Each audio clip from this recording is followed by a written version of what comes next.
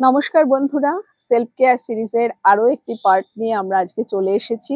আজকের এই পার্টে আমরা আলোচনা করব এ যাবৎ সেলফ কেয়ার সিরিজে যে বিষয় নিয়ে আলোচনা করেছি সেগুলোর হেডলাইন এবং সেগুলোতে বিশেষ কি মেসেজ ছিল, যেগুলো আপনারা এতদিনে দেখেছেন, কেউ কেউ দেখেননি, তারা আজকের এই ভিডিও দেখে জেনে যেতে পারবেন যে কি আছে। আপনারা ডেসক্রিপশন বক্সে এগুলোর লিঙ্ক থাকবে, সেখানে ক্লিক করে আপনারা আপনাদের পছন্দ মতন ভিডিও দেখে নিতে পারবেন। তবে আমি সবাইকে রিকোয়েস্ট করব যে আপনারা প্রথম থেকে একটু দেখুন আর বুঝতে চেষ্টা করুন।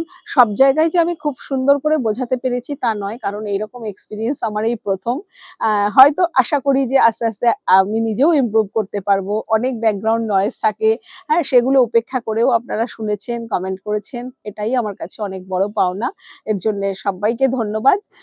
তো আমি শুরু করছি আজকের ভিডিও। তো বাই দা ওয়ে বলে নিই, আমি শ্রাবণী, সাইকোলজিক্যাল কাউন্সিলর, রামধনুর পক্ষ থেকে আপনাদের সবাইকে স্বাগত। তো প্রথম ভিডিওতে আমরা আলোচনা করেছিলাম যে এই যে সেলফ কেয়ার করাটা কখনোই সেলফিশনেস নয়, স্বার্থপরতা নয়। আগে আমরা যদি নিজেরা ভালো থাকি, নিজেদের যত্ন করি, তাহলেই আমরা অন্যকেও যত্ন করতে পারবো। ২ নম্বর ভিডিওতে আলোচনা করেছি যে আমাদের একটা সেলফ কনসেপ্ট সম্পর্কে আগে ক্লিয়ার হওয়ার দরকার সেলফ কেয়ার করার আগে। তো এই সেলফ কনসেপ্ট বলতে কি বোঝায়? সেখানে আমার স্ট্রেংথ থাকবে, আমার উইকনেস গুলো থাকবে, আমার পছন্দগুলো থাকবে, অপছন্দগুলো থাকবে।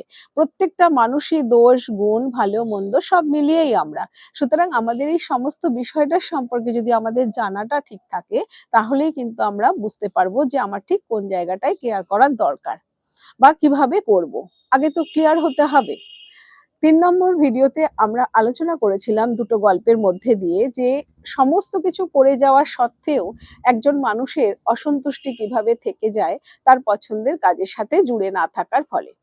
এবং আরো একটি গল্পে জেনেছিলাম তার মধ্যে যে কিভাবে একটা মানুষের গ্রোথ পুরোপুরি ব্লকড হয়ে যায়, তার জীবনের স্বপ্নগুলো কিভাবে ভেঙে চুরমার হয়ে যায়, এবং থেরাপির মাধ্যমে এসে কথায় বার্তায় তারপরে কিন্তু সে তার নিজের দিশা খুঁজে পায়।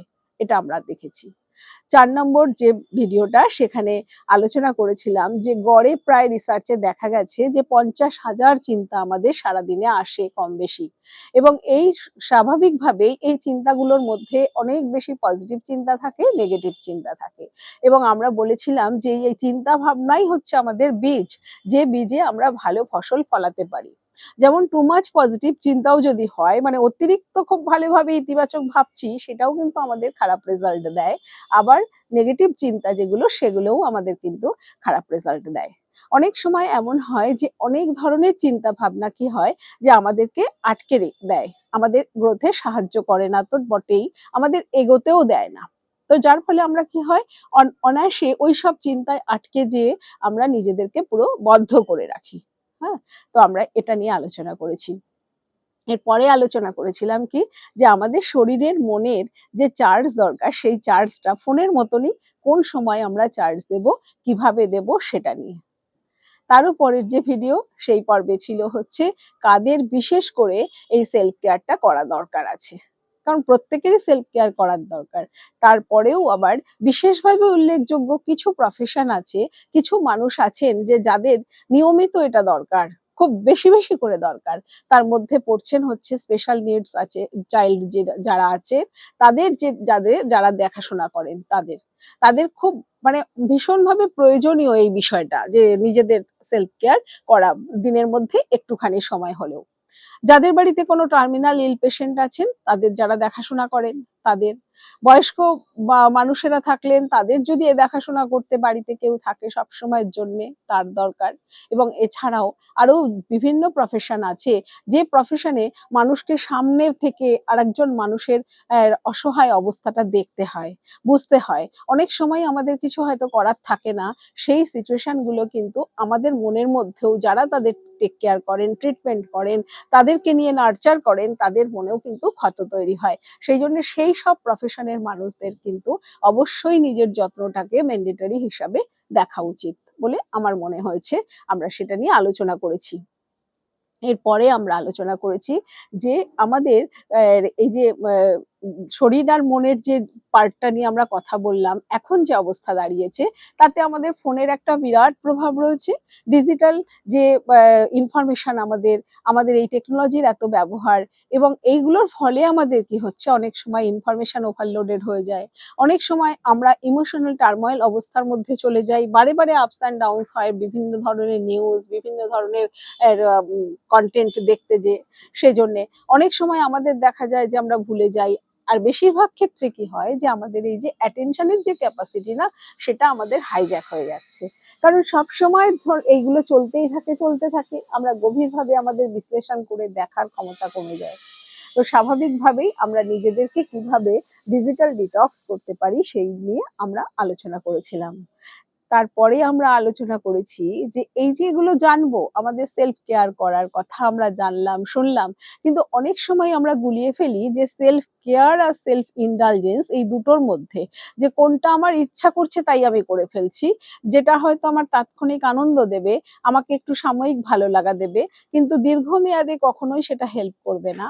কিন্তু যেটা আমার সেলফ কেয়ারে প্রয়োজন সেটা আমার দীর্ঘমেয়াদী ফল, যেটা আমাকে সত্যি সত্যি উন্নতি করতে সাহায্য করবে সর্বাঙ্গীনভাবে, সেটা শারীরিকভাবে, মানসিকভাবে এবং সামাজিকভাবে সম্পূর্ণ সর্বাঙ্গীন গ্রোথে সাহায্য করবে, সেটা নিয়ে আলোচনা করেছি।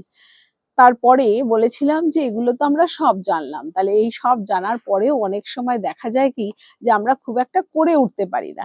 তার কারণ হচ্ছে করে উঠতে পারি না যে আমরা তো এই জানি যে এগুলো সমস্ত কিছুই আছে, করছি এরকম ভাবে হচ্ছে, বা কখনো কখনো শুরুও করি খুব উদ্যম সহকারে, কিন্তু তারপরে করতে পারি না। তো সেটার জন্য কি হয়েছে যে আমরা একটু আলোচনা করেছি গভীরে, যে আমার নিডস এবং ওয়ান্টস এর মধ্যে আমরা পার্থক্য করব, যে কোনগুলো সত্যি আমার প্রয়োজন, যেটা আমাকে লং টার্ম সাহায্য করবে, আমার গ্রোথে সাহায্য করবে, আমার ভালো থাকাকে এনহান্স করবে। তাহলে সেই নিডস গুলো কিভাবে আমরা বুঝতে পারবো? আমরা কতগুলো বলেছিলাম যে মেসেঞ্জার হিসাবে ফিলিংস কাজ করে, বডিলি সেন্সেশন, একটু আমার ব্যবহারটাকে থামিয়ে দিয়ে স্টপ করে আমরা প্রশ্ন করব যে কি ইচ্ছা, তারপরে আমার বিহেভিয়ারটাকে লক্ষ্য করব। এইভাবেই কিন্তু আমরা নিডস এ পৌঁছে যেতে পারবো, আমার গভীরের প্রয়োজনটা বুঝতে পারবো, জানতে পারবো সেটা। এবং লাস্ট যে ভিডিওটা করেছিলাম সেটাতে বলেছি যে আমরা তো সব জেনে নিলাম, এরপরে আমাদের জীবনের কোন কোন এরিয়াগুলো মোটামুটি সাধারণ মানুষের জন্য, গড়পড়তা সাধারণ মানুষের প্রত্যেকের জীবনে এই এরিয়াগুলো গুরুত্বপূর্ণ, এবং সেই এরিয়াগুলো কার কাছে কতটা গুরুত্বপূর্ণ সেটা আগে ক্লিয়ার করে নেব, এবং সেই অনুযায়ী কিন্তু তার জন্য সময়টাকে ডিস্ট্রিবিউট করব। এবং এই প্রত্যেকটা এরিয়া যদি ঠিকভাবে চলে তাহলেই কিন্তু আমার এই যে জীবনটা, যেটা যদি একটা গাড়ির মতন মনে করি চলছে দীর্ঘ সময় ধরে, সেই সময় ওই ৮টা চাকার উপরে এই গাড়িটা দাঁড়িয়ে আছে, তাহলে ৮টা চাকার সমান যত্ন নিতে হবে। এর কোনো একটা চাকা যদি বসে যায় তাহলে কিন্তু গাড়িটাও বসে যাবে। টেনে টেনে হয়তো কিছুটা সময় চলবে, কিন্তু বেশিটা সময় চলবে না। তাহলে আমরা কিন্তু সেইটা, মানে এরিয়া অফ মাই লাইফ, এটা নিয়ে আমরা একটা আলোচনা করেছি। তো বন্ধুরা, যারা এখনো দেখোনি এই সবকটা ভিডিও, আমি বলবো যে তোমরা একবার ডেসক্রিপশন বক্সে ক্লিক করে এই লিঙ্কগুলো সব আছে, তোমরা দেখে নাও। নিজেরা যেটা মনে হবে যে একটু কার্যকরী এটা মনে হচ্ছে, নিজেরা প্র্যাকটিস করো এবং সেগুলো শেয়ার করো। অনেক বেশি লোক যেন এগুলো সম্পর্কে জানেন, নিজেরা প্র্যাকটিস করেন। আমরা সবটাই করছি হচ্ছে যাতে আমরা মানসিক অসুস্থতায় না পড়ি, তার আগে যদি আমরা এই যত্ন নেওয়াটা শুরু করি। এবং এটা একেবারে ছোট বয়স থেকেই কিন্তু এই প্র্যাকটিস গুলো তাদেরকেও শেখানো যায়, করানো যায়। এটা একটা ব্যাপার, যাতে করে কি হবে, আমরা একটা পজিটিভ মেন্টাল হেলথ কমিউনিটির যে কথা বলছি বারে বারে, আমরা কিন্তু সেটা আর লক্ষ্যে পৌঁছাতে পারবো। আর এর পরের যে সিরিজটা করব সেটা এই যে ৮টা এরিয়া বললাম, সেই এরিয়াগুলোরই এক একটা করে ধরে তার মধ্যে কি কি পড়ে এবং সেগুলোর কি কি করে যত্ন করতে পারি আমরা, সেগুলো একটু ছোট ছোট করে আমরা এর পরের ভিডিওগুলোতে জানাবো। তাহলে বন্ধুরা, আজকে এই পর্যন্ত। সবাই ভালো থাকুন। ধন্যবাদ সবাইকে।